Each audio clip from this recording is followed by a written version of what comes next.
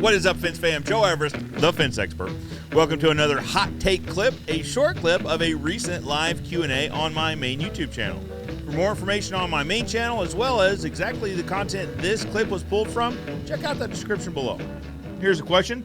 When repairing old fence, what do you look for to determine if a post is bad or not? Obviously broken or obvious signs of rot. What else do you look for? Yeah, so you'd have to start there.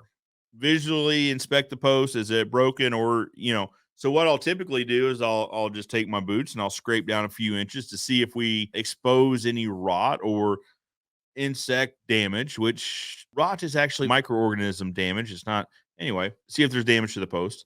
And then I'll just give it a shake. I started with a gentle shake because I'm not want to be the one responsible for breaking this thing, because then I've got to replace it in order for me to feel good about it. Or shake the fence, right? So if it's a privacy fence, typically I'll push on the panels to see how much give that panel has.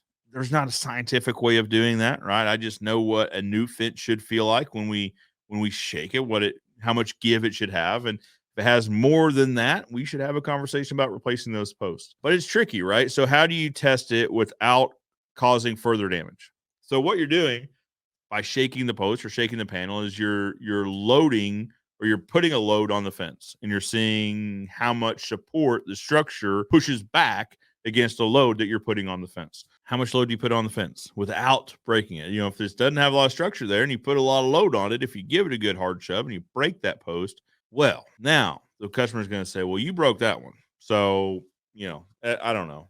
Now you could make the argument this thing was broken anyway. I don't know. Yeah, so you start with obvious broken posts, obvious signs of rot, structural stability. So I run my hand on the. So again, we're talking about wood post, right? So run my hand on the top of the post. If I feel a lot of rot up there, then that tells me. Typically, I'll feel the core of the post, because a lot of times rot from the top down will start inside out. So I'll feel the top of the post, and then it's a judgment call, right? So not a scientific answer, not a 100% answer, but that's what I do. So I hope that helps.